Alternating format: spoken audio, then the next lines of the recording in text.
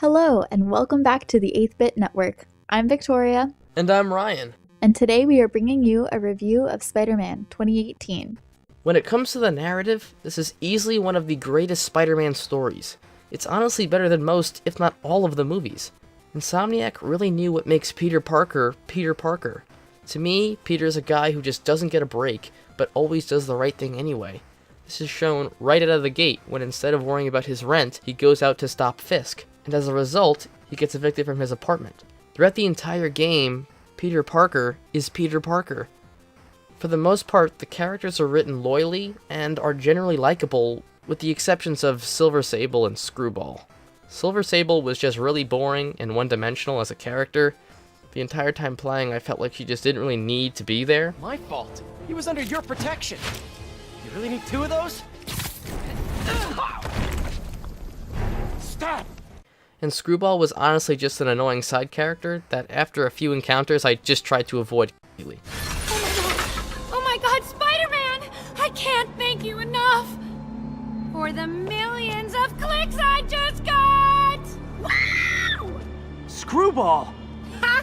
I know, right? Ah, you should see the look on your creepy moving eye hole thingies. Otto Octavius, Doc Ock. I feel like I have to mention this character alone. You go into the game seeing Peter and Otto as close friends, working together as scientists. Now, slight spoiler here, but chances are if you're playing this game, you knew that Dr. Octopus was a villain. But throughout the entire game, they make Otto a likable character, one of Peter's best friends. And you get to see Otto as a generally good and caring person who just wants to make the world a better place. The building of Peter and Otto's relationship was so well done, and I can't spoil any further because you really do owe it to yourself to play the game for the story. By the end, I was in tears, bawling. I want to meet the team behind this so I could give each of them a big fucking hug. I've always been a huge Spider-Man fan, but I was in shock about how much the story took me in, and I was so happy it did. When it comes to the voice acting, there really isn't many negative things to say about the game. Yuri Lowenthal does a fantastic job as Spider-Man. Everything from the quippy lines that Spider-Man is known for. They're so cute when they're oblivious. Let's see just how good their security is. Aw, you guys forgot the latest kernel patch. Hiding so. Cowardly. Even for you. Says the guy frantically erasing his search history. Down to some seriously emotional scenes that'll pull at your heartstrings. The voice acting from almost the entire cast, especially Otto Octavius and Aunt May, upped the immersion tenfold. They really did make the characters feel real. Every voice fits their character so well, and nothing seems out of place. I'd also like to mention the citizen chatter in New York City. The citizen chatter makes New York City feel like, well, a city. It's so cool to be Spider-Man walking down the road and people recognize you. Or some people will call you out for being a fake. It's just really cool. Some of the NPCs, like a citizen you might have saved or something along those lines, sometimes the dialogue would come off a little awkward and the voice acting a little meh, but it's nothing that really ruined it.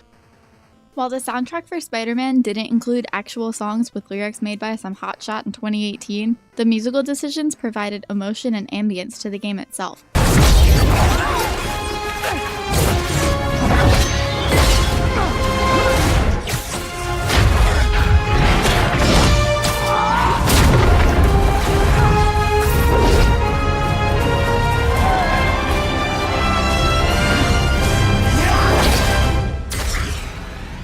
John Paisano worked wonders by illuminating the game with drama during plot twists and adrenaline during fight scenes. The composition of each track supports the game phenomenally depending on the scene at play.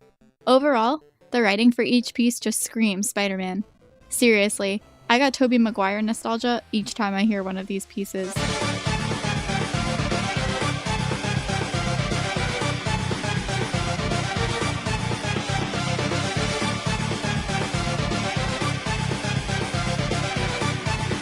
If I were to hear this soundtrack with no context, I would immediately be able to connect it with Spider-Man. Musically, it's a masterpiece. Anybody who has played this game just knows that the graphics are fantastic. I mean, it was 2018. The graphics had to be great. The swinging animations left me in awe. Each web swing was perfectly smooth and calm like any game animation should be. It was an absolutely beautiful game with the animation, scenery, and style that they chose to go with. Each character looked like that character. The art and design was flawless and they did not miss a beat. Even in the most random places, the graffiti would be there, perfectly rendered. New York would peacefully fade into view as you swung around doing sick parkour. It ran nearly perfect on my PS4 and I was able to play it for hours without getting bored of the gorgeous background that was provided. This was certainly a game you can get lost in. Spider-Man took over my life for a good few months. After I got through the story and cried like a baby, there was still so much more to do. Between Black Cat, Taskmaster, Tombstone, Random Thugs, Harry Osborn, there was a plethora of side quests. Each quest provided some type of bonus to unlock new suits, new abilities, and new or upgraded gadgets. Needless to say, there's always something to do. There are some things that just seemed unnecessary in the game. The stealth missions as Mary Jane were extremely boring. It was cool that they tried to integrate her somehow, but they didn't execute it as well as we had hoped. The same goes for Miles. Having him in the story was an awesome add-on and enhanced the story that much more, but the small missions, if we dare call it that, felt unimportant and acted more as a filler than anything worth doing. Then there are the boss fights. Most of them were fantastically executed and were spectacular to watch, let alone play. However, there were a few that left us wanting more. The optional fight with Taskmaster felt weak. You do all of this work tracking him down and for what? To punch him a few times on top of a roof? I feel used. Tombstone, another optional fight, was better in scenery, but again, lacked in combat. This was more of a, how fast can you dodge, than how good are you at fighting? The lead-up teased you into thinking there would be some 2-hour throw my controller at the wall fight, which ultimately was wrong. It felt like a NASCAR game. Oh, I wonder what will happen next. Dodge. Shocking. They're just lucky the important fights were good. Usually I tend to switch around controls, but this game did the work for me. The controls made sense and worked well with the gameplay. If you had to change your controls around, you're just weird.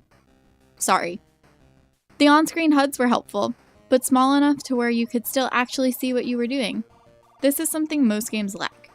Although they could use some improvement, I personally feel that giving the player the gadget controls on screen, like triangle throws a grenade, would help my poor memory skills. You could make the argument of just looking at the controls, but that just seems like a hassle to me. Sorry, I'm lazy. Menu-wise, it was methodical. There was a tab for suits, a tab for gadgets, a tab for suit skills, and a tab for suit mods. It was organized for a player accessibility and made the game easier to navigate. I think it's pretty obvious that the game is high on our scale.